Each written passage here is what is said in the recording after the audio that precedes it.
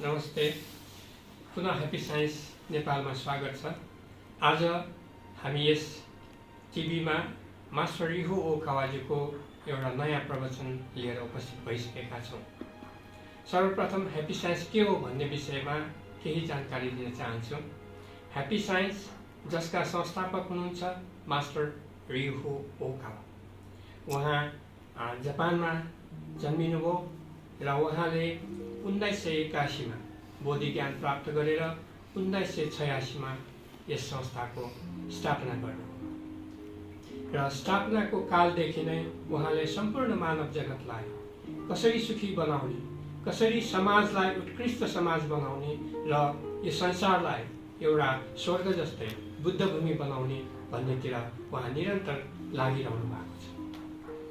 र ह्याप्पी साइन्सले त्यस्तो शिक्षा सिकाउँछ जसमा 4 आर्य सत्य समाहित भएको छ, जस्तै प्रेम, प्रज्ञा, आत्मचिन्तन र उन्नति।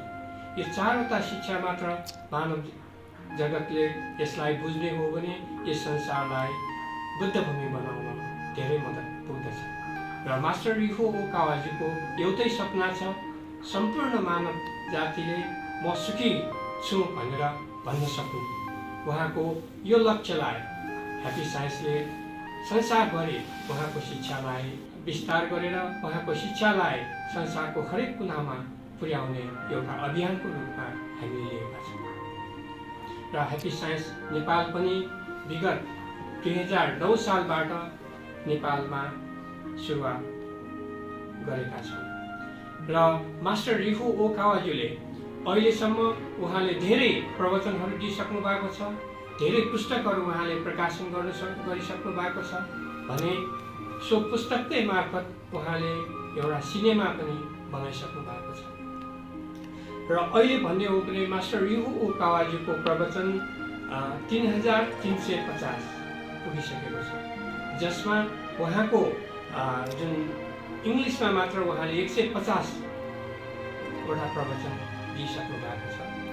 र त्यस्तै गरेर 2900 पुस्तक उहाँले लेखिसक्नु भएको छ, जसमध्ये स्पिरिचुअल रिडिङमा मात्र उहाँले 600 वटा पुस्तकहरू लेखिसक्नु भएको छ र जसलाई 37 वटा भाषामा अनुवाद गरेर हरेक व्यक्तिले यसलाई बुझ्न सकुन् भनेर 37 वटा भाषामा अनुवाद भइसकेको छ। र त्यस्तै गरेर 24 वटा सिनेमा निर्माण भइसकेको छ। र त्यस्तै गरेर उहाँले 450 वटा जुन गीतहरूको सङ्गालो पनि उहाँले पस्किसक्नु भएको छ। र यसकारण मास्टर रिहो ओकावाजी एउटा त्यस्तो व्यक्ति हुनुहुन्छ जसले बौद्धिक ज्ञान प्राप्त गरेर यस संसारलाई नै एउटा मार्ग प्रशस्त गरेर अगाडि बढाउन उहाँ लागि परिरहनु भएको छ। र आज हामीले उहाँको यो दर्शन मार्फत 2021 सालमा उहाँले दिनुभएको अन्तिम प्रवचन the earth says all you need is love भन्ने जुन शीर्षकमा उहाँको प्रवचन प्रसारण गर्न गइरहेको छु, जसलाई विभिन्न भाषामा यसलाई अनुवाद गरेर विभिन्न राष्ट्रमा यसलाई देखाउने क्रम पनि अहिले जारी छ। र यति भन्दै अब हामी एबिसी यस टेलिभिजन मार्फत उहाँको प्रवचन प्रसारण गर्न गइरहेको छु। यसलाई हेर्नुहोला, यसलाई मनन गर्नुहोला। धन्यवाद।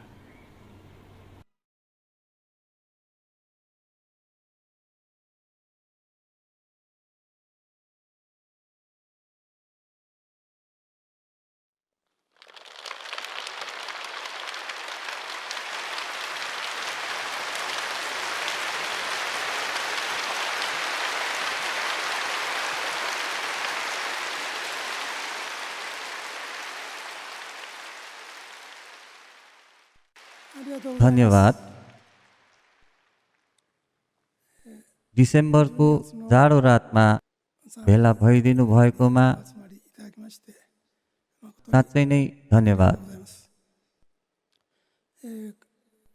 आजको प्रवचन यो वर्षको 120औं प्रवचन हुनेछ।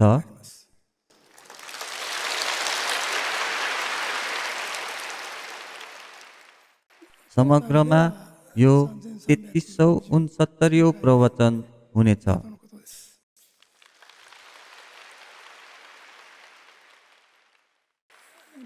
त्यसैले अर्को वर्ष 3500औं प्रवचन पुग्छ या पुग्दैन भन्ने एउटा लक्ष्य छ र पुस्तक पनि 2900 भन्दा बढी प्रकाशन भइसकेकोले अर्को वर्ष 3000 पुस्तक पुग्ला कि भन्ने अर्को लक्ष्य छ। धन्यवाद। म स्थिरतापूर्वक लगातार काम गर्दै आइरहेको छु र म सबैप्रति आभारी छु। सबैजनाले सजिलै बुद्धत्व प्राप्त पनि गर्नुहुन्न र मेरा शिक्षाहरू पनि सजिलै फैलिन सकेको छैन। पुस्तकहरू धेरै निकालेर 2900 पुस्तकहरू थुपारेर पढ्नु इच्छुक व्यक्ति छ या छैन भनेर निश्चय नभए पनि र कुन चाहिँ एउटा पुस्तक तपाईँ समक्ष पुग्ला भनेर थाहा नभएकोले कुन चाहिँ पुस्तकले तपाईहरूलाई मार्गनिर्देशन गर्न सक्छ भनेर पनि थाहा छैन। विदेशका व्यक्तिहरू पनि एकदमै भिन्न शैलीका पुस्तकहरूमा रुचि देखाइरहनु भएको छ। त्यसैले मेरो परिश्रम कहिले अन्त्य हुने छैन। हजुर, धन्यवाद। अघिबाट हलुका जापानी शिन्तो झल्कने अब आउने चलचित्रको विज्ञापन स्वरूप सङ्गीत इत्यादि पनि देखाइएको थियो। यसपटक मैले जापानलाई रोजेको भए तापनि मेरो मन अहिले जापानी भाषामा बोलिरहेको भए तापनि परसम्म यो देश परे संसारको कुना कुनासम्म शिक्षाहरूलाई फैलाउने छु भनी सोचेको छु।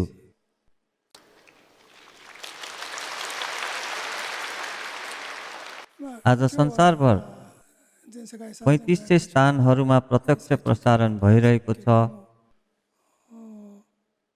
भारत, नेपाल लगायतमा राष्ट्र टेलिभिजनहरूमा केही पटक दोहोऱ्याएर देखाउने भएकोले जापानमा सुन्ने मानिसहरूभन्दा निकै नै धेरै मानिसहरूले मेरो प्रवचन सुन्नेछन्। त्यसैले वास्तवमा मैले अङ्ग्रेजी वा हिन्दी भाषामा बोल्नुपर्ने हो। यसलाई कस्तो ढङ्गले अनुवाद गरिनेछ भनेर थाहा नभए तापनि स्थानीयलाई गर्न लगाउन बाहेक केही उपाय छैन। केवल सज्जनतापूर्वक छुट्याएको मानिसहरूको निम्ति दोहोऱ्याएर प्रवचन देखाइने भएकोले देखाइँदै जाने क्रममा बुझ्ने मानिसहरू पनि बढ्दै जानेछन् र जापानमा पनि समयको हिसाबले केही महिना ढिला हुने कुरा धेरै भएकोले स्थानीय टिभी स्टेसनहरूको सन्दर्भमा केही स्टेसनहरू लगभग 5-6 टिभी स्टेसनहरूमा मेरो जन्मोत्सव र एलकान्तारे पर्वको प्रवचनलाई प्रसारण गरिदिँदै आउनु भएको छ। वरिपरिको सबै मिलाएर निकै धेरै व्यक्तिहरूले मेरो प्रवचन हेर्दै आउनु भएको छ। तसर्थ म आँखा अगाडि बसिरहनु भएका मानिसहरूलाई विशेषतः मध्यनजर गरेर बोल्ने गरे तापनि यो प्रवचन धेरै स्थानहरूमा फैलिएर जानेछ। हामीले योजना बनाएका केही क्षेत्रहरूमा जिल्लामा अर्को वर्षको मार्च अन्तिमसम्म देखाइने भएकोले विषयगत हिसाबमा वर्तमान समस्याहरूलाई मात्र नसमेटेर सामान्य वा सार्वभौम विषयवस्तुहरूलाई पनि नसमेटी हुन्न भनेर सोचेको छु र अघिदेखि आमेनो मियोयागामी भन्ने शब्द आइरहेको छ। जापानी शिन्तो धर्मभित्र पनि यो नाम थाहा भएका मानिसहरू त्यति धेरै छन् जस्तो लाग्दैन। जापानको जापानी शिन्तो धर्म भनेको मन्दिरमा तोरीद्वार भएको एउटा स्थानीय धर्म हो। तर जापानी शिन्तो धर्म अन्तर्गत जापानको इतिहासलाई 3000 वर्षभन्दा कम अथवा 2700 वर्ष जति भन्दा धेरै हुन सक्दैन भन्ने सोचाइ रहेको छ। तथ्यहरू पर्याप्त नभएकोले यो कुनै उपाय नभएको कुरा हो, तर हुन पनि सक्दछ।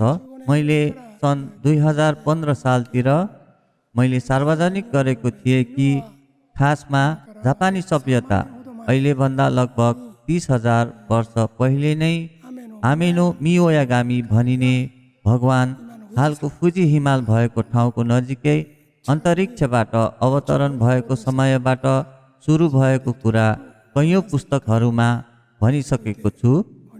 आज मौसम खराब भए तापनि टाढा साइतामा प्रान्तबाट फुजी हिमाल देखेको थिए।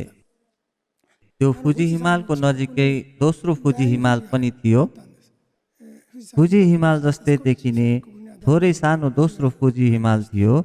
30,000 वर्ष पहिले आमेनो ओमियागामी आमेनो तोरिफुने भन्ने अन्तरिक्ष यानबाट एन्ड्रोमेडा आकाशगङ्गाबाट अवतरण गर्दा यो दोस्रो फुजी हिमालको माथि अवतरण गरेका थिए। त्यसको तौलको कारण दोस्रो फुजी हिमाल फुटेको थियो। त्यस पश्चात ठुलो फेद भएको भिरको जस्तै बनावट बनेको छ।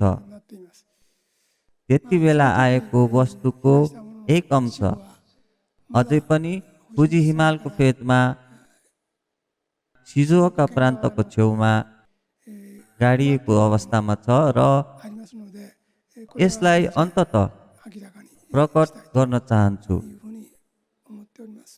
म के भन्न चाहन्छु भन्दा जापानमा भएका धार्मिक सोचाइहरू, त्यसको उत्पत्ति साधारणतया मानिँदै आएको 3,000 वर्ष नभएर त्यसको 10 गुणा बढी 30,000 वर्ष पहिलेबाट नै वास्तवमा सुरु भएको थियो भन्ने कुरा हो।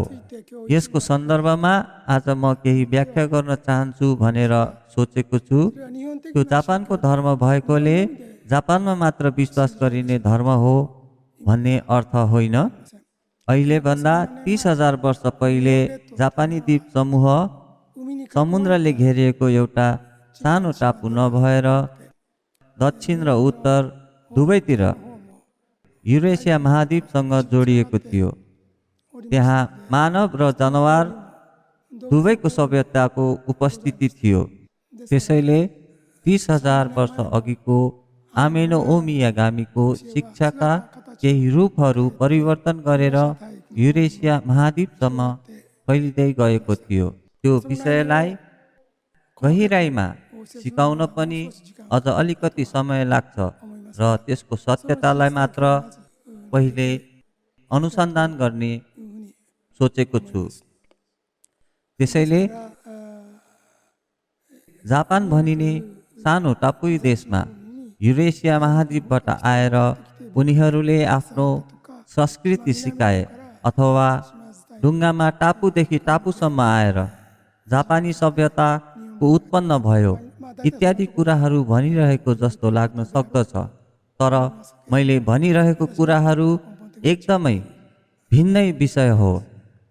केवल आमेनो मियोयागामी भन्ने अस्तित्वको नाम कोजिकी निहोन स्योकीमा नदेखे तापनि त्योभन्दा पहिलेको सङ्कलन होचुमा ताए पुरानो इतिहासको पुस्तकमा देख्न सकिन्छ। सम्भवतः कोजिकी निहोन स्योकी भन्ने जापानी इतिहासको किताब 8औं शताब्दीको सुरुतिर मात्र लेखिएको थियो। तर यो होचुमा ताएमा लेखिएको आमेनो मियोयागामीको आकृति कम्तीमा पनि 4औं शताब्दीतिर वास्तवमा अझ अलिकति अघि भनेर अनुमान गरिएकोले दोस्रो शताब्दीको प्रवेश गर्ने बेलामा लगभग यसको विषयमा लेखिएको हो भनेर सोच्न सकिन्छ। तसर्थ आमेनो मियोयागामीका शिक्षाहरू लेखिँदाको समय इसाईहरूको बाइबलसँग मेल खान्छ। यसु ईसा पूर्व 4 मा जन्मिएर ईसा पश्चात 30 तिर उनको मृत्यु भएको थियो। ईसा पश्चात 70 तिर मासादा कब्जा गर्दा यहुदीहरू विलीन हुनु पुगे। लगभग दोस्रो शताब्दीमा प्रवेश गर्ने बेलातिरसम्म पहिलो शताब्दीको अन्त्यदेखि दोस्रो शताब्दीमा प्रवेश गरुन्जेलसम्म यसुका शिक्षाहरू मौखिक रूपमा प्रचार गरिन्थ्यो र त्यसलाई संयोजित गरिन्थ्यो। इसाई धर्ममा यस्तो विश्वास राखिन्छ र लगभग त्यही समयतिर जापानमा आमेनो मिओयागामीका शिक्षाहरू अभिलिखित भइरहेको थियो। अभिलेखहरूको रूपमा यसलाई पछि छाडिएको थियो र त्योभन्दा पहिले यसलाई लोककथाहरूको रूपमा हेर्ने गरिन्थ्यो। विषयवस्तुको हिसाबमा यो धेरै ठुलो हुने भएकोले यसको बारेमा संक्षेपमा वर्णन गर्नेछु। त्यसबेला सिकाइएका शिक्षाहरूमा जापानी विशेषताहरू छन्, तर जापानभन्दा बाहिरका क्षेत्रहरूमा पनि राम्रो तरिकाले लागू हुन सक्दछ। आज यसको परिचय दिँदै पृथ्वीलाई ढाक्ने प्रेमसम्म मेरो कुराहरूलाई बढाउन सके भने उत्तम हुनेछ भनेर सोचेको छु। मलाई लाग्छ कि यसको बारेमा कुरा गर्नुभन्दा यसलाई कुनै भिडियो अथवा केहीको माध्यममा हेर्दा उत्तम हुनेछ। तर 30,000 वर्ष पहिले त्यस समयमा फुजी हिमालको फेदमा अवतरण गरेको थियो। त्यस समयका मूल जापानीहरूको सङ्ख्या लगभग 2 लाख थियो भनेर भनिएको छ। तसर्थ जहाजहरूको सङ्ख्या पनि निकै नै धेरै थियो भनेर आकलन गर्न सकिन्छ। सयौं जहाजहरूमा आएका हुन सक्दछन्। यस सन्दर्भमा फेरि पनि कुनै दिन विस्तारमा कुरा गर्ने नै छु। आमिनो मिओयागामीको शरीर विशाल थियो। त्यो बेला पृथ्वीमा बाँच्न उनलाई कठिन भएको थियो र पृथ्वीमा अनुकूलित हुन उनलाई निकै कठिन भएको थियो। केवल त्यो शिक्षाको मूल अहिले पनि एक झलकको रूपमा प्रसारित भइरहेको छ। एउटा नभनी नहुने कुरा भनेको भगवानको बालक अथवा बुद्धको बालक भएर बाँच्ने शैली नै मानिस भएर बाँच्ने एउटा सही शैली हो। यो नै एक महत्त्वपूर्ण स्तम्भ थियो। यसको अर्थ मानिसहरू यो संसारमा केवल बाँच्ने मात्र होइन, यो संसारमा खानेकुराहरू प्राप्त गरी बाँच्ने कुरा मात्र सबै होइन। उनले सही ढङ्गले बाँचौँ भनेर भनेका थिए। तसर्थ सही ढङ्गले बाँच्नु भनेको के हो भन्ने कुरालाई सोच्ने कुरा नै मानव भएको हिसाबले आफूलाई जाँच्ने एउटा तरिका हो। र उनले पुरुष र महिलालाई भिन्न भिन्नै शिक्षाहरू पनि प्रदान गरेका थिए।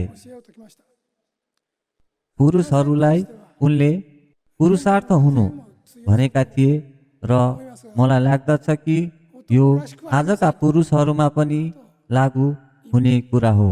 पुरुषार्थ हुनु भनेको के हो त? यसको अर्थ स्वार्थी भएर आफ्नो चाहना र फाइदाको निम्ति मात्र बाँच्ने नभइकन धेरै मानिसहरूको निम्ति बाँच्ने र उनीहरूको निम्ति तपाईको जीवन दाउमा लगाउने कुरा हो। र झुटो र जाली बोल्ने अथवा अरूलाई छल्ने कुरा रहित इमानदार भएर बाँच्ने कुरा हो। पुरुषको सन्दर्भमा उनले यस्ता कुराहरू भनेका थिए। अहिलेका पुरुषहरूले यसको उत्तर दिन सक्छन् त? भन्न सक्नुहुन्छ? त्यसरी नै बाँचिरहेको छु भनेर भन्न सक्नुहुन्छ? 10% मात्र भन्नु सक्नुहुन्छ होला। बढीमा मलाई लाग्छ 10% पनि अझ बढी हो। सम्भवतः त्योभन्दा पनि कमै छ। त्यसो भए उनले महिलाहरूलाई के सिकाए होला त? महिलाहरूको सन्दर्भमा उनी दयालु थिए, तर एक अर्थमा उनी कठोर पनि थिए। मानवहरूलाई यस धरतीमा निरन्तर आत्माको अभ्यास गर्न योग्य बनाउनुमा महिलाहरूले एकदमै महत्त्वपूर्ण भूमिका निर्वाह गर्दछन्। यदि पृथ्वीमा सबै पुरुष वा सबै महिला मात्र हुने थिए भने यो एक सरल संसार हुने थियो। तर यहाँ पुरुष र महिला दुवै छन् र यसले यो संसारलाई अझ धेरै जटिल बनाएको छ र समायोजन गर्न पनि अझ कठिन बनाएको छ। परिवारलाई सम्हाल्नु र सन्तान उत्पादन गर्नु पनि एउटा जटिल कार्य हो। तर महिला र पुरुष दुवैले यस्ता कठिनाइहरूलाई हल गर्ने प्रयास गर्नु पर्दछ र हातेमालो गरेर एउटा आदर्श राष्ट्रको निर्माण गर्नु पर्दछ। उनले यस्ता शिक्षाहरू प्रदान गरेका थिए। मेरो दृष्टिकोणमा त्यो बेलाको महिलाहरूको सन्दर्भमा भन्नुपर्दा उनीहरू निकै नै साहसी थिए, जुन अहिलेको परिप्रेक्ष्यमा हेर्दा निकै कम भएको छ। त्यसैले अल्छी, अपचारी, पथभ्रष्ट बालबच्चाहरूलाई सम्झाउने आमा र कुनै काम नगरी घरमा बेकार बसिरहेका आफ्नो श्रीमानप्रति कठोर बन्न प्रत्याशा गरिन्थ्यो। उनीहरू धेरै नै बलिया हुनु पर्दथ्यो, श्रीमानको भावलाई जगाउनु पर्दथ्यो र पुरुषलाई पुरुष बनाउन महिलाहरूको पनि कर्तव्य हो भनी भावना पनि थियो। र त्यति बेलाका महिलाहरू पनि निकै नै बलिया थिए र कहिलेकाहीँ ढिला र कमजोर पुरुषहरूलाई उनीहरूले पछि पारिदिन्थे र उनीहरूले सबैभन्दा अघि रहेर लडेका पनि थिए। जुनै युगमा पनि चतुर महिलाहरू हुन्छन् भने फुर्तिला महिलाहरू पनि हुन्छन्। तसर्थ आमिनो मियोगामीले पुरुष र महिला दुवैलाई सँगै बाँचेर आफ्नो आत्मालाई परिष्कार गर्न सिकाएका थिए। धार्मिक शिक्षाहरूमा आनीबानी र आज्ञाकारिताको महत्त्वको बारेमा पनि उनले शिक्षित गराएका थिए। यो धरतीमा भएको वस्तुहरू नै सम्पूर्ण हुन् भनेर कहिले नसोच्नु भनेर उनले प्रष्ट रूपमा भनेका थिए। तपाईको मृत्यु भए पश्चात पुगिने आध्यात्मिक स्वर्गीय संसार नै वास्तविक संसार हो र पृथ्वीमा हाम्रो जीवन सीमित छ। तर अर्को संसारमा पुग्दा आफूले धरतीमा आफ्नो जीवनलाई निहालेर हेर्दा पछुतो हुने किसिमले नबाँच्नु भनेर उनले बारम्बार सिकाएका थिए। लज्जित हुनुपर्ने गरी कहिले नजिउनु भनेर उनले शिक्षित गराएका थिए। भद्र मानवको रूपमा बाँच्नुहोस्, अरूले तपाईँलाई हेर्दा लज्जित हुनुपर्ने गरी नबाँच्नुहोस्। यो पृथ्वीमा हाम्रो जीवन छोटो छ, त्यसैले भ्रष्ट नबन्नुहोस् अथवा तपाईलाई प्रदान गरिएको यो छोटो जीवनमा आफ्नो आत्मालाई अपमानित तुल्याउने कार्यहरू नगर्नुहोस् भन्ने जस्ता महान शिक्षाहरू उनले प्रदान गरेका थिए। मलाई लाग्दछ कि यो नै बुसिडो अथवा सामुराई भावको सुरुवाती बिन्दु हो। सन् 2019 मा प्रवचन दिनका निम्ति म ताइवान गएको थिएँ। प्रवचन दिएको भोलिपल्ट म तामसुई जिल्ला गएको थिएँ, जुन ताइवानका भूतपूर्व राष्ट्रपति ली चेन-हुई को गृहनगर पनि हो। उनको एक पुस्तकमा मैले एउटा निकै नै रोमाञ्चक कुरा पढेको थिएँ। उनले यसो भनेका थिए, मिस्टर ली चेन-हुईले प्रष्ट रूपमा जापानी दर्शनवाद चीनको कन्फ्युसियसको दर्शनवाद भन्दा धेरै उच्चतर छ भनेर भनेका थिए। उनको पुस्तकमा यस्तो वाक्यांश पढेको यो मेरो पहिलो पटक थियो। कन्फ्युसियसका दर्शन मुख्यतया साहित्यिक सङ्ग्रहहरूमा लेखिएका हुन्छन्, तर आध्यात्मिक संसार वा मृत्यु पछिको जीवनको बारेमा लेखेको हुँदैन। जब उनलाई यसको बारेमा सोधियो, उनले मलाई अझै जीवनको बारेमा थाहा भएको छैन, मृत्युको बारेमा कसरी थाहा हुन्छ भनेको थिए। अर्को शब्दमा, मलाई अझ पनि जीवन जिउनुको अर्थ थाहा छैन। मलाई अझ पनि यो जीवनको अर्थ थाहा भएको छैन। मृत्यु पछिको संसारको बारेमा मलाई कसरी थाहा हुन्छ? साहित्यिक सङ्ग्रहमा उल्लेख भए अनुसार कन्फ्युसियसले यस किसिमले जवाफ दिएका थिए। मिस्टर ली तेङ हुईले यो पढेर भन्नुभयो कि जापानसँग बुसिडो सामुराईको भाव छ।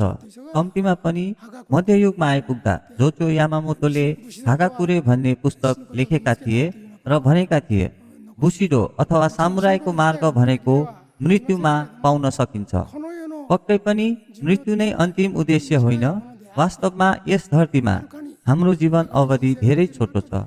हामीले अर्को संसारमा निकै लामो जीवन बिताउँछौँ र केही दशकको जीवन जिउन यस धरतीमा जन्म लिन्छौँ। यो कुरालाई आधार मानेर के तपाईँले सधैँ आफ्नो मृत्यु वा मृत्यु पछिको जीवनको बारेमा सोचेर सही निर्णयहरू लिइरहनु भएको छ? सही तरिकाले बाँचिरहनु भएको छ? झुटो जीवन त बाँचिरहनु भएको छैन? अरूको जीवनलाई कष्टदायक बनाइरहनु भएको त छैन? गलत कार्य त गरिरहनु भएको छैन? के सही कुरा गरिरहनु भएको छ? अरूको सन्दर्भमा कृपालु हुनुहुन्छ? के पीडितहरूलाई तपाईँले सेवा प्रदान गर्नुहुन्छ? हरेक दिन आफू स्वयंको मृत्युको बारेमा सोच्नुभयो भने तपाईँले यस संसारमा जीवनको अर्थ र हरेक दिन आफ्नो अन्तिम दिनको रूपमा बाँच्नुको सही अर्थप्रति चेतनशील बन्नुहुनेछ। यो नै जापानी बुसिडो भाव हो। जापानीहरू आफ्नो मृत्युको बारेमा र आफ्नो मृत्यु पश्चात के छाप छाडेर जान्थे भन्ने बारेमा सोचेर आफ्नो जीवन जिउने गर्दथे। मिस्टर ली तेङ हुईले यो बुसिडो भाव कन्फ्युसियसको दर्शनभन्दा श्रेष्ठ हो भनेर भनेका थिए। सम्भवतः त्यो अतिशय अभिनन्दन थियो। यसरी गहिरेर धेरै मानिसहरूले सम्भवतः बुझेका थिएनन् होला।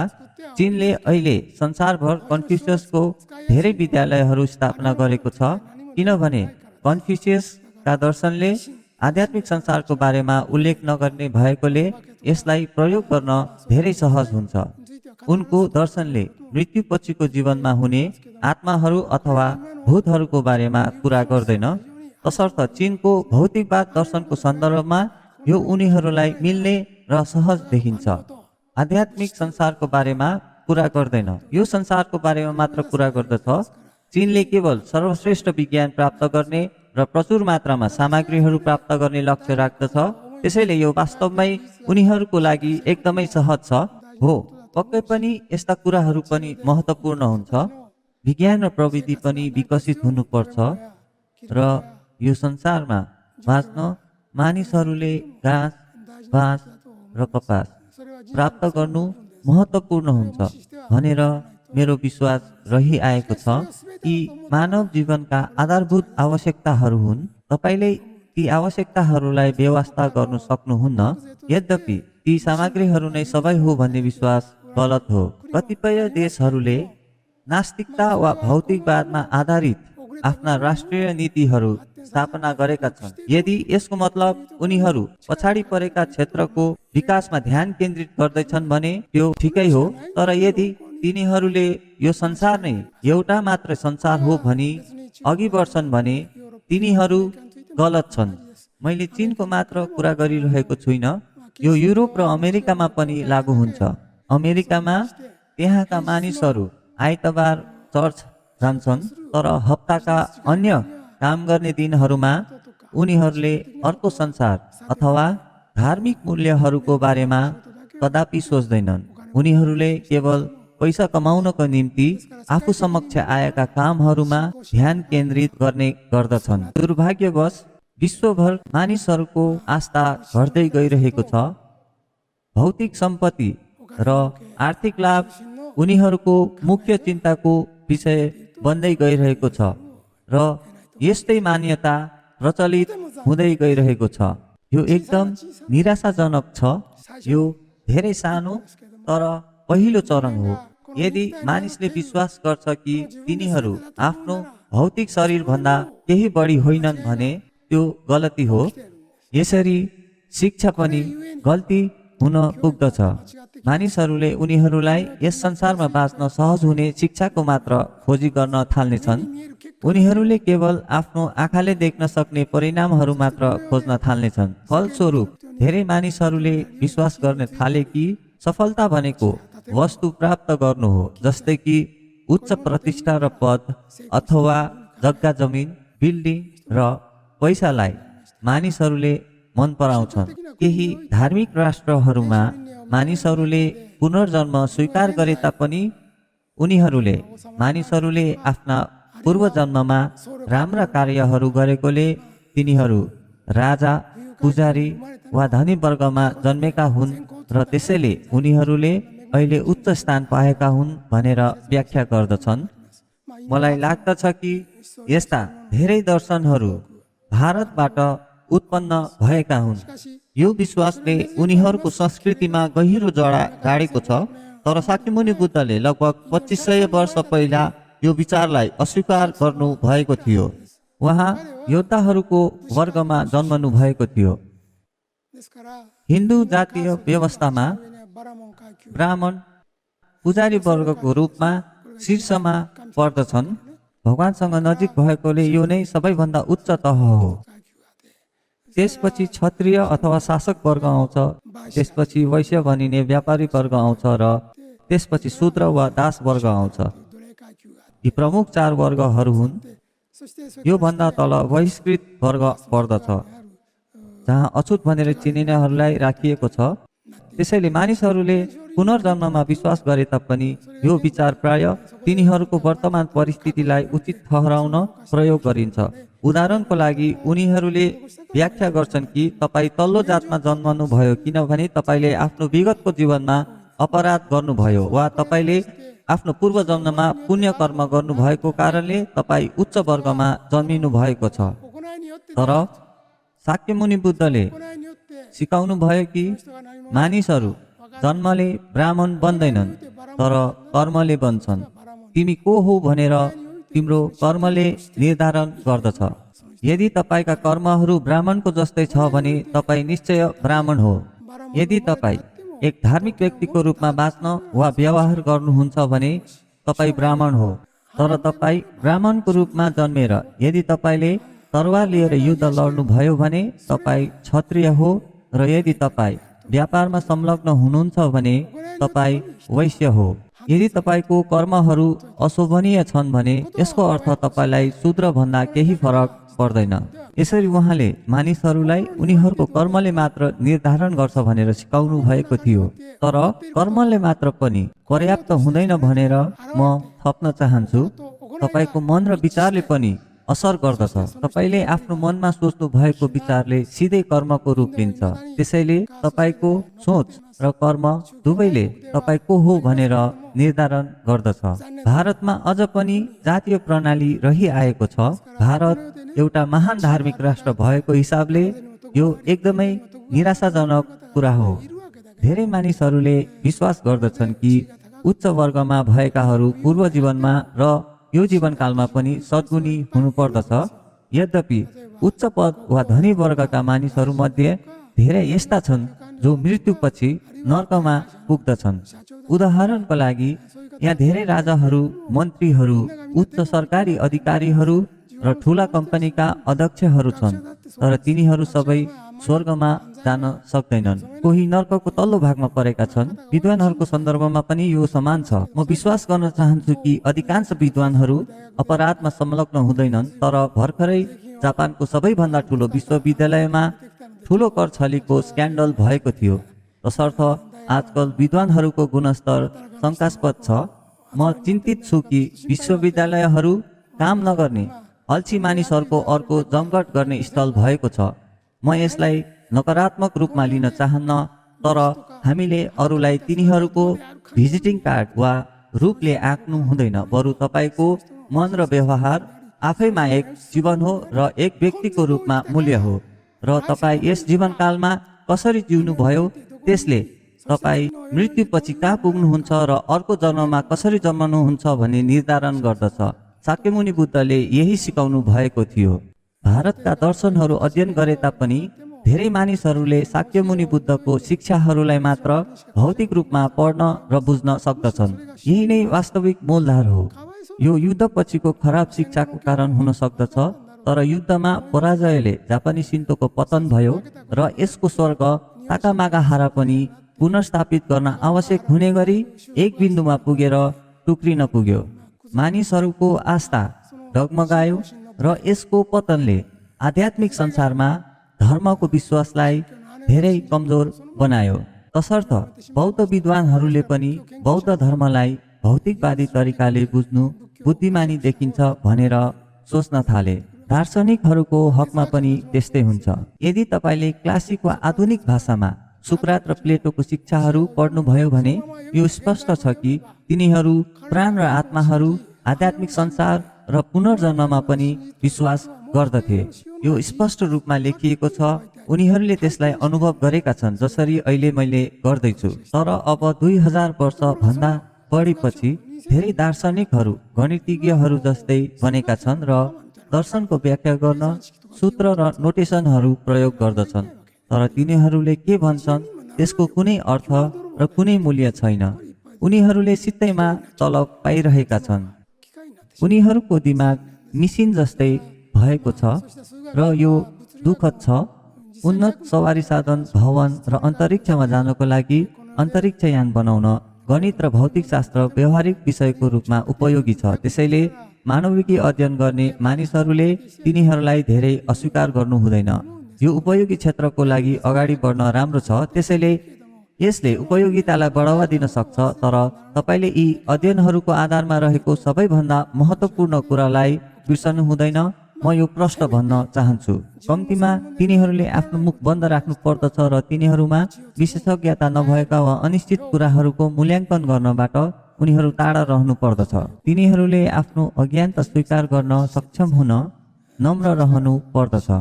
त्यहाँ आफ्नो मृत्यु नजिक पुग्दा उनीहरूले अध्ययन गर्नुपर्ने केही कुराहरू पनि छन्।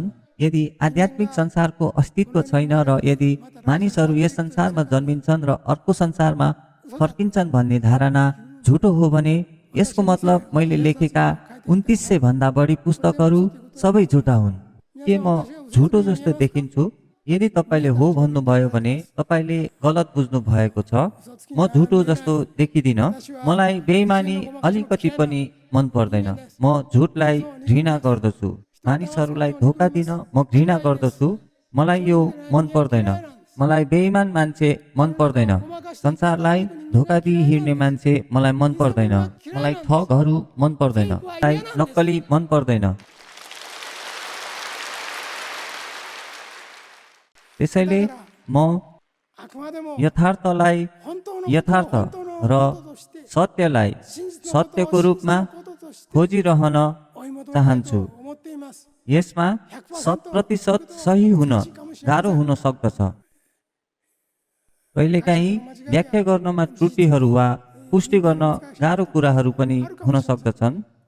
तर जनतालाई धोका दिने, भ्रममा पार्ने र दुखी बनाइदिने मेरो कुनै नियत छैन।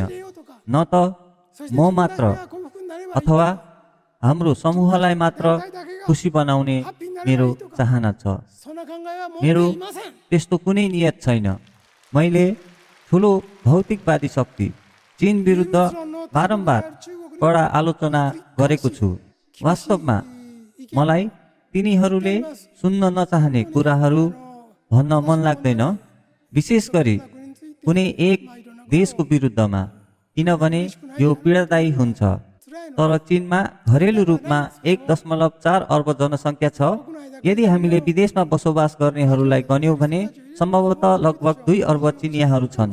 साथै तिनीहरूको प्रभावमा परेकाहरू पनि धेरै छन्।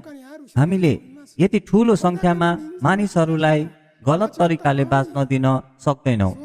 त्यसैले तिनीहरूले मलाई दुष्ट मानिसको रूपमा देखे तापनि म मेरा विचारहरू व्यक्त गर्दैछु। चीनमा माओ जेडोङलाई अहिले संस्थापक पिता मानिन्छ।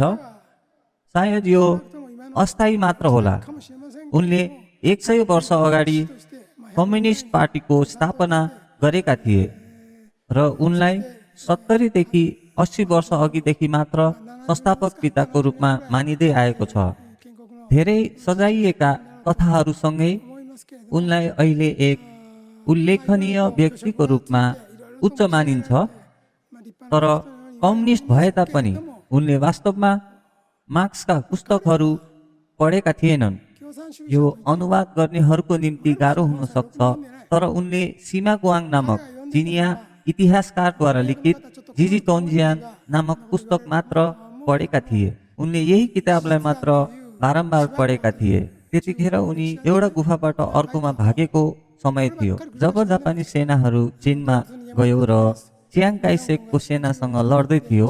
माओ जेडोङको रातो सेना 3 राज्यहरूबाट सुको पुरानो राज्यतर्फ पछि हट्यो। पहाड र गुफाहरूमा भाग्दा उनी मार्क्सको होइन जिजी तोन्जियाङ पढिरहेका थिए। यो 1000 वर्षभन्दा बढी चिनिया इतिहासको वर्णन गर्ने शासन सम्बन्धी एउटा पुस्तक हो। जनतालाई कसरी शासन गर्ने भनेर उनले बारम्बार किताब पढ्दथे। उनले बिरलै विदेशी पुस्तकहरू पढ्दथे। त्यसैले वास्तविकतामा उनी नक्कली कम्युनिस्ट हुन्। साम्यवादमा मार्क्स वास्तवमा यहुदी थिए। तर यो नयाँ नियम बुझ्नको लागि नयाँ नियम पछाडिको पुरानो नियम अपरिहार्य छ। त्यसकारण आजका क्रिस्चियनहरूले पनि पुरानो नियमहरू पनि सँगै पढिरहेका छन्। त्यो यहुदीको शिक्षा हो। यो एक पवित्र शास्त्र हो। त्यसैले मार्क्सको शिक्षामा पुरानो नियमका शिक्षाहरू पनि समावेश छन्। यसभित्र 1000 वर्षको राज्य स्थापना गर्नुपर्ने विचारहरू रहेका छन्। तर यो विचार माओ जेडोङको दिमागमा थिएन। उनले चिनिया इतिहास मात्र पढेका थिए। चिनिया इतिहास के हो? मानिसहरूले कहिलेकाहीँ चीनको 4000 वा 5000 वर्षको इतिहासको कुरा गर्छन्। तर दुर्भाग्यवश तिनीहरूको इतिहासमा कहिले प्रजातन्त्रको अनुभव गरेका छैनन्। त्यसैले चिनिया इतिहासका पुस्तकहरू पढेर लोकतन्त्रको अध्ययन गर्न असम्भव छ। तिनीहरूको इतिहासमा या त निरङ्कुश तानाशाही शासन हुन्छ वा साना राज्यहरूबीच युद्ध भएको अवस्था हुन्छ। युद्धको अवस्थामा रहेका राज्यहरू निरङ्कुशता अन्तर्गत एकताबद्ध हुन्छन् र त्यसपछि एउटा क्रान्ति हुन्छ जसले गर्दा देश फेरि विभाजित हुन्छ र अर्को युद्ध सुरु हुन्छ। उनीहरूले यो कुरालाई दोहोऱ्याइरहन्छन्। चिनिया इतिहासको पुस्तकहरूले सैन्य बल प्रयोग गरेर देशलाई कसरी एकताबद्ध गर्ने भन्ने कुरा मात्र बताउँछन् र तिनीहरूले यो विचारलाई महान रूपमा समर्थन गर्दछन्। तर त्यो धर्मी होइन। मैले पहिले उल्लेख गरेको आमेनो मियोयागामीका शिक्षाहरू चिनिया महादेशमा पनि पुगेको थियो। त्यसपश्चात याओ सुन र यु नामका 3 गुणी सम्राटहरू देखा परे। तिनीहरूको पालामा राजाहरूद्वारा सद्भावपूर्ण शासन भएको थियो। तिनीहरूको शासनकालमा तिनीहरूसँग एउटै ज्योति थियो जुन पछि जापानी सिन्तोबाट पनि प्रभाव भएको थियो। तर ती 3 सम्राटपछि यो सदाचारी शासनको समाप्ति भयो। त्यसैले सदाचारी शासन उचाइमा रहँदा यसले लोकतन्त्रलाई पनि पार गर्न सक्दछ। त्यो पनि यदि त्यहाँ एक असल नेता छ भने। र लोकतन्त्रको उचाइमा यो सद्भावपूर्ण शासन अनुसार हुन सक्छ। उदाहरणको लागि अब्राहम लिङ्कन जस्ता कोही अमेरिकी राष्ट्रपति हुँदा प्रजातन्त्र होस् वा सद्भावपूर्ण शासन केही फरक पर्दैन। त्यस्तै भएर आउँछ। यदि एक सदाचारी नेताले देशलाई शासन गर्छ भने लोकतन्त्र र सदाचारी शासन लगभग समान हुनेछ।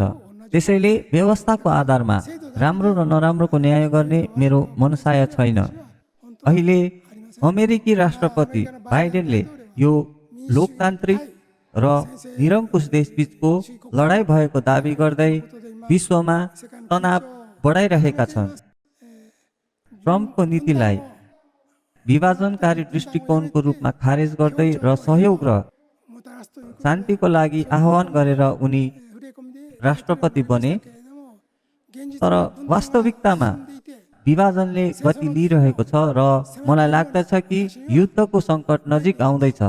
कम्तीमा अमेरिकाले अब रुसलाई आफ्नो शत्रु बनाएको छ। मिस्टर ट्रम्पको पालामा भन्दा केही फरक। चीन पनि उनीहरूको शत्रु हो। अझ इरान पनि उनीहरूको शत्रु हो। अन्य इस्लामिक देशहरूले पनि सम्भवतः यसलाई पछ्याउने छन्। इस्लामिक राष्ट्रहरू उनीहरूको शत्रु हुनेछन्। यसको असर दक्षिण पूर्वी एसियाली देशहरूमा पनि पर्नेछ। अहिले विभिन्न देशहरूमा झडप भइरहेका छन्। मलाई लाग्छ कि यी सबै राष्ट्रपति विदेनको रणनीतिक दृष्टिकोणको कमीको कारणले भएको हो। यो पृथ्वीमा कुनै पनि प्रणाली पूर्ण छैन। तर हामीले कुन दिशा राम्रो छ भनेर सोच्न जारी राख्नु पर्दछ। खराबी हटाउन सक्षम भएकोले लोकतन्त्र राम्रो हो। जनतालाई दमन गर्ने वा नरसंहार गर्ने नेताहरूलाई मतदान गर्न बहिष्कार गर्न सकिन्छ। यो लोकतन्त्रको राम्रो पक्ष हो, तर यसले मात्र लोकतन्त्रलाई उत्कृष्ट बनाउँदैन। अमेरिकी राष्ट्रपतिको चुनाव लड्न करिब 20 करोड डलर खर्च हुन्छ। यो रकम केवल विज्ञापन अभियानको लागि मात्र हो। प्राय जसो मानिसहरूसँग त्यति धेरै पैसा हुँदैन। विज्ञापनको लागि यति धेरै पैसा खर्च गर्न सक्ने कोही हुनुहुन्छ भने प्रवचनपछि यही बस्नुहोला। हामीले तपाईलाई केही सोध्ने छौँ। 4 वर्षको लागि राष्ट्रपति हुनलाई विज्ञापनमा 20 करोड डलर खर्च गर्न तपाईँ अवश्य नै चाहनुहुन्न। जापानमा पनि यति पैसा खर्च गर्न सकिँदैन। चीनमा यदि तपाईले महत्त्वपूर्ण राजनीतिक पद ग्रहण गर्नुभयो भने सजिलैसँग तपाईँ अरबौं पैसा जम्मा गर्न सक्नुहुन्छ। उनीहरू कम्पनीहरूसँग मिलेर पनि काम गर्दछन्। त्यसकारण सत्य भन्नुपर्दा तपाईले प्रत्येक देशलाई नजिकबाट हेर्नुभयो भने त्यहाँ धेरै कुराहरू छन् जुन लाजमर्दो छ। म लोकतान्त्रिक प्रणालीको बारेमा के भन्न चाहन्छु भने भगवान बिनाको लोकतन्त्र राम्रो हुँदैन। मानिसहरूले सधैँ आफूलाई भगवानको सन्तानको रूपमा चिन्तन गर्नुपर्दछ र एक आदर्श देश बनाउनको लागि राजनीतिमा पनि भाग लिनु पर्दछ। यस्तो लोकतन्त्रले राम्रो दिशा लिन सक्छ। यसो भए के सैन्य शासन खराब छ त? निश्चय नै क्रान्ति हुँदा सैन्य शासन उठ्न सक्छ, तर त्यो लामो समयसम्म टिक्नु हुँदैन। यदि लम्बियो भने भ्रष्टाचार अवश्य मौलाउने छ। कस्तो सद्गुण चाहिन्छ? यो एउटा चुनौती हो। तिमीमा सद्गुण हुनुपर्छ। यसो भए सद्गुण भनेको के हो त? यो त्यति सजिलो छैन। यहाँ क्रान्ति हुनुको कारणहरू छन्। जब धेरै मान्छेहरू कठिनाइ र पीडामा जीवन बिताइरहेका छन् भने क्रान्ति हुन्छ। क्रान्ति जनताको जीवनलाई राम्रो बनाउन र मुक्त गर्नको लागि गरिन्छ। त्यसैले क्रान्तिको वास्तविक उद्देश्य जनताको मुक्ति र स्वतन्त्रता सृजना गर्नु हुनुपर्दछ।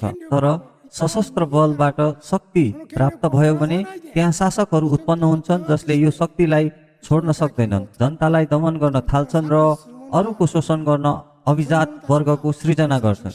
मेरो विचारमा त्यस्ता मानिसहरूलाई कम्युनिस्ट भनिने अधिकार छैन।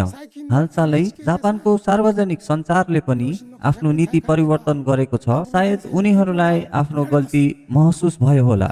उदाहरणको लागि उनीहरूले 160 डलर भन्दा कम मासिक आम्दानी भएका 60 करोड चिनिया जनताहरूको बारेमा रिपोर्ट तयार गरेका थिए। त्यसैले 1.4 अर्ब मध्ये 60 करोड जनता गरिब वर्गका छन्। मलाई लाग्छ कि मासिक आम्दानीको यो रकम सन् 1960 को दशकको अन्त्यदेखि 70 को दशकको प्रारम्भसम्मको जापानिजको आय बराबर हो। यसको अर्थ त्यहाँ अझै पनि धेरै मानिसहरू छन् जो 1960 को दशकको उत्तरार्धमा जीवन बिताइरहेका छन्। अत धेरै मानिसहरूको अवस्था 50 वर्ष अघिको जापानको जस्तै छ। 1.4 अर्बमा 60 करोड अथवा 40% जति हो। यस प्रकार एनएचकेले रिपोर्ट गरेको छ कि चीनको जनसङ्ख्याको 40% भन्दा बढी गरिब वर्गमा पर्दछन्। त्यसैले मलाई लाग्दछ कि स्वर्गमा प्रवेश गर्न सक्ने एनएचके का कर्मचारीहरूको संख्या बढेको छ। म तिनीहरूको लागि चिन्तित थिएँ, तर तिनीहरूले आफ्नो मन परिवर्तन गर्दैछन् जस्तो देखिन्छ। चीन साम्यवादको सिद्धान्तको विरुद्धमा गइरहेको समाचार आइरहेको छ। साम्यवादको आदर्श भनेको असमानता हटाउनु हो, होइन त? जनताहरूमा समानता ल्याउने, पुँजीपति वर्गको शोषित र तल्लो वर्गलाई उद्धार गर्ने, समाजलाई समान बनाउने यिनीहरूको उद्देश्य होइन र? उद्देश्य यही हो, होइन र? उनीहरूले सबै सर्वहारा वर्ग, मजदुर वर्गलाई एकजुट भएर राजनीति गर्न आह्वान गर्छन्, होइन त? तर यो पूर्ण रूपमा फरक छ। ती 60 करोड मानिसहरूसँग धनी बन्ने कुनै माध्यम नै छैन। बेइजिङका नेताहरूले विदेशमा वान बेल्ट वान रोडको प्रचार गरिरहेका छन् र उनीहरूले राजमार्गहरू निर्माण गरिरहेका छन्। बन्दरगाहहरू, एयरपोर्टहरू र अपार्टमेन्ट भवनहरू निर्माण गर्न पैसा दिइरहेका छन्। र जब विदेशी देशहरूले पैसा फिर्ता गर्न सक्दैनन् र उनीहरू ऋण असुल्न नसक्ने भयो भने तब चीनले विदेशी भूमिको लागि 79 वर्षको भाडामा हस्ताक्षर गर्यो। युरोपले एसियाली देशहरूलाई जे गर्यो चीनले अहिले त्यही गरिरहेको छ।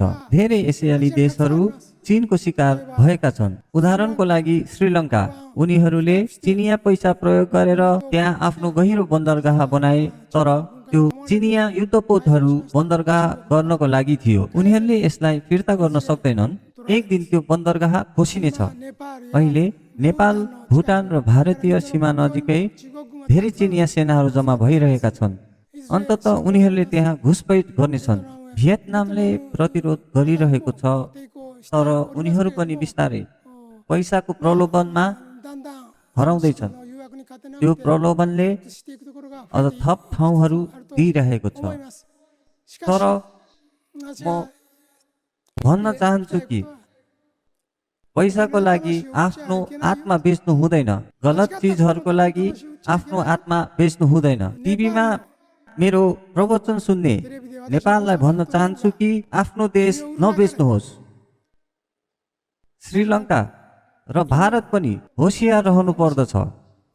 साथै पाकिस्तान पनि अहिले भारतसँग द्वन्द्वमा छ।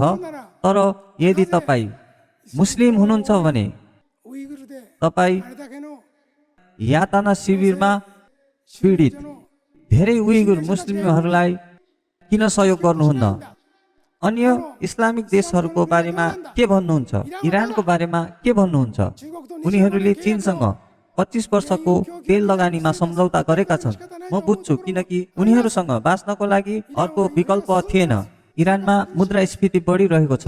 मानिसहरू जीविका उपार्जन गर्नका लागि सङ्घर्ष गरिरहेका छन्। केही गरिएन भने क्रान्ति हुन्छ। त्यसैले उनीहरूले चीनले आफ्नो तेल किनिदियोस् भन्ने चाहन्छन्। संसारले कार्बन डाइअक्साइड उत्सर्जन रोक्ने सम्झौता गरिरहेको बेला उनीहरूले 25 वर्षको लागि सम्झौता गरे, जबकि त्यसले केवल उनीहरूको देशलाई नष्ट गरिदिनेछ।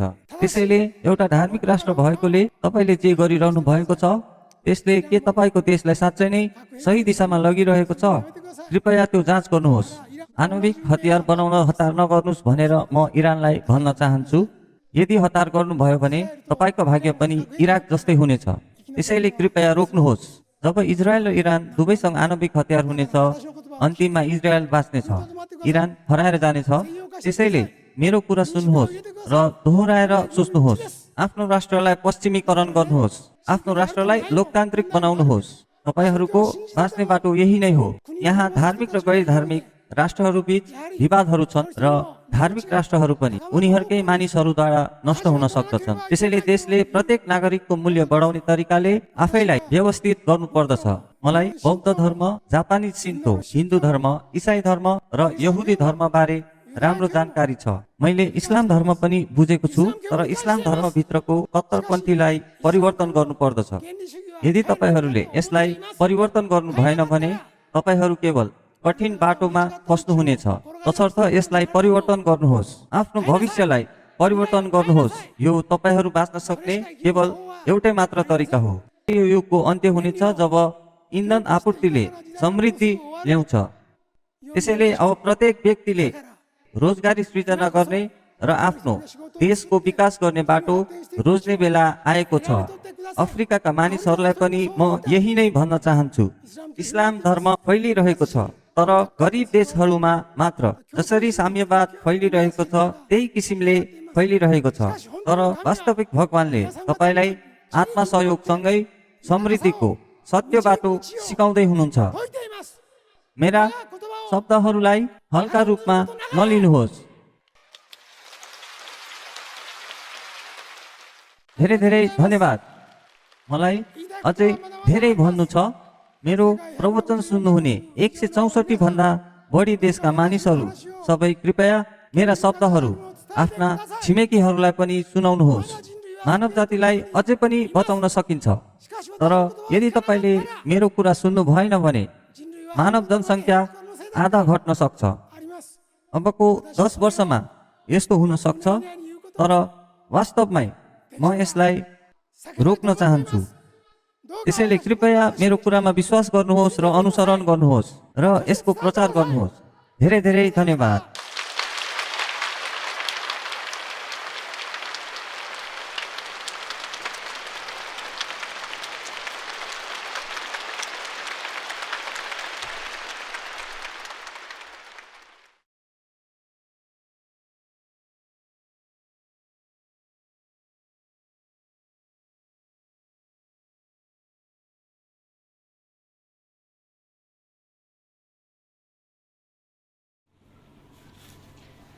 धन्यवाद। पुनः एकपल्ट ह्याप्पी साइन्सको क्रियाकलापको बारेमा तपाईहरु समक्ष जानकारी दिन गइरहेको छु। ह्याप्पी साइन्समा तपाईं सबै व्यक्तिहरू आबद्ध हुन सकिन्छ। कुनै पनि जाति वर्ग धर्म भए पनि यस ह्याप्पी साइन्समा आबद्ध भएर यस संसारलाई बुद्धभूमि बनाउनको लागि हामीले यस अभियानमा साथ दिन सक्नुहुनेछ। र त्यस्तै गरेर ह्याप्पी साइन्समा आबद्ध हुनको लागि एउटा सदस्यता ग्रहण गर्नुपर्ने हुन्छ। सदस्यता सशुल्क रहेको छ, जसको लागि तपाईहरुले यो सितापाइलामा रहेको ह्याप्पी साइन्समा आएर जानकारी प्राप्त गर्न सक्नुहुनेछ। र त्यसपश्चात अनुयायी बन्न सक्नुहुनेछ, जसमा बुद्ध धर्म र सङ्घलाई हामीले अँगालेर यसको अनुयायी बन्न सक्नुहुनेछ। र त्यस्तै गरेर हाम्रो मानव जीवनमा आइपर्ने धेरै दुःख कष्टहरूबाट मुक्ति प्राप्त गर्नको लागि एउटा अनुष्ठानको प्रार्थना पनि हामीले गर्ने गरेका छौँ। र त्यो अनुष्ठानको प्रार्थनामा पनि सशुल्क भाग लिन सक्नुहुनेछ। र त्यस्तै गरेर यस वर्ष मास्टर रिहो ओकावाजुले नयाँ पुस्तक अथवा हामी नियमको सिरिज भन्छौँ, ल सिरिज उहाँले पस्किनु भएको छ। जुन ल सिरिज हो, यस वर्षको ल सिरिजमा द लज अफ मसीहा जुन चाहिँ यस प्रकारको पुस्तक उहाँले हामीलाई प्रदान गर्नुभएको छ, जसमा चाहिँ भनिएको छ फ्रम लभ टु लभ। यस संसारलाई अथक रूपमा आवश्यक भनेको माया नै हो, प्रेम नै हो। र त्यो माया प्रेमलाई चाहिँ हामीले प्रदान गर्ने माया प्रेममा हामीले प्रदान गर्न सक्यौँ भने हरेक व्यक्ति सुखी हुन यसले मद्दत गर्दछ। र अहिलेको अवस्थामा द लज अफ मसीहा भन्ने एउटा टाइटलमा उहाँले पुस्तक लेख्नु भएको छ, जसमा Lord God speaks to you, अथवा एउटा मसीहा एउटा मुक्तिदाताले हामीलाई चाहिँ केही कुराहरू प्रदान गर्नुभएको छ। पक्कै पनि यसलाई पनि हामीले नेपालीमा अनुवाद गरेर बजारमा ल्याउनेछौँ। यसलाई पनि पढ्नुमा म विनम्र अनुरोध गर्छु। र त्यस्तै गरेर मास्टर रिहो ओकावाजुले जुन चाहिँ एउटा जुन सिडी पनि उहाँले निकाल्नु भएको छ, जुन यो गीतको म्युजिकको सङ्गालो हो यो सिडी, जसमा विथ सेभियर भन्ने छ। यो विथ सेभियर पनि उहाँकै एउटा लिरिक्समा बनिएको सिडी छ भने त्यस्तै अर्को छ वाटर रिभोल्युसन। यो वाटर रिभोल्युसन पनि उहाँकै एउटा लिरिक्समा आएको बजारमा आएको छ भने, जसले चाहिँ एउटा पोलिटिकल स्टेबिलिटीको लागि एउटा राष्ट्रलाई भनौँ न एउटा धार्मिक राष्ट्र हुनुपर्छ अथवा राष्ट्रलाई बचाउनुपर्छ भन्ने उसमा वाटर रिभोल्युसन पनि पस्किनु भएको छ। र यसलाई नेपालीमा पनि हामीले अनुवाद गरेर बजारमा ल्याइसकेका छौँ। यसलाई पनि ग्रहण गर्न सक्नुहुन्छ। यति भन्दै आजको यस विशेष मास्टरको प्रवचनको कार्यक्रम यही नै समाप्त हुन्छ। तपाईहरू ह्याप्पी साइन्समा आउनुहुनेछ भनी हामी प्रतीक्षा गरेका छौँ। र तपाईहरूले निम्न तल दिइएको फोन नम्बरमा फोन गरेर हामीलाई सम्पर्क गर्न सक्नुहुनेछ। थप जानकारीको लागि तपाईहरूले कल गरिदिनुहोला। धन्यवाद।